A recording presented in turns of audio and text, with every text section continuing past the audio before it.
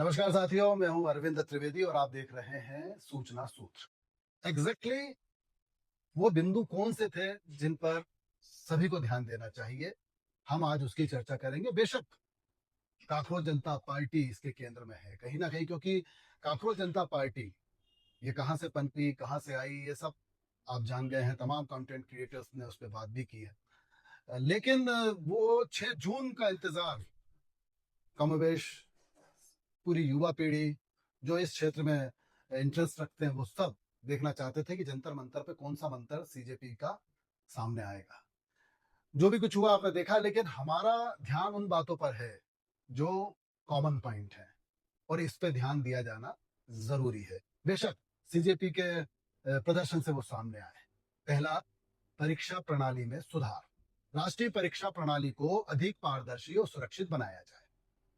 छात्रों का विश्वास बहाल करने के लिए सुधार लागू करना बहुत जरूरी है। ये बात तो बिल्कुल मानी जाना चाहिए और ये चर्चाओं में रहना चाहिए। दूसरा, धर्मेंद्र प्रधान जी को ये मालूम होना चाहिए, जो हमारे शिक्षा मंत्री हैं, कि जब से आप शिक्षा मंत्री हैं कमोबेश 3 बार कम से कम पेपर लीक जैसी घटनाएं हुई हैं और इसमें साइबर सुरक्षा को लेकर सवाल खड़े किए जाना चाहिए, क्योंकि साइबर सुरक्षा की मजबूती सबसे ज्यादा जरूरी है। अब संवेदनशील छात्रों के लिए यह बड़ा मुश्किल होता है कि वो दोबारा उसी इंटेंट के साथ पढ़ाई कर सकें जिस इंटेंट के साथ उन्होंने पेपर लीक होने से पहले पढ़ाई की थी। ये आप जानते हैं। उनकी इस तकलीफ को जानते हुए छात्र डेटा की सुरक्षा सुनिश्चित किया जाना जरूरी है। तो जवाबदेही तय होना चाहिए।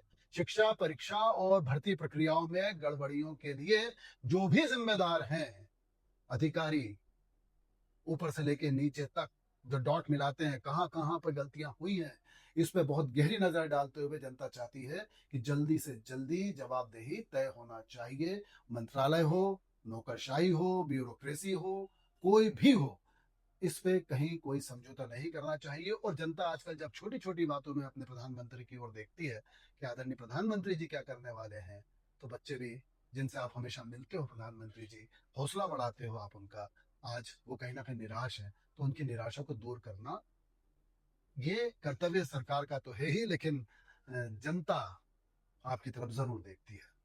बेरोजगारी पे चिंता की बात, ये जो जंतर मंतर पे प्रदर्शन हो रहे थे, आखिर इसका इम्पैक्ट क्या हुआ, ये सब बात की बातें हैं। लेकिन बेरोजगारी पे चिंता जताई जा रही है और लोकतंत्र में कहीं पर भी प्रदर्शन हो, उसको टेकन फॉर ग्रांटेड नहीं लेना चाहिए। सोचना चाहिए कि ये बात तो कहीं से उठी है।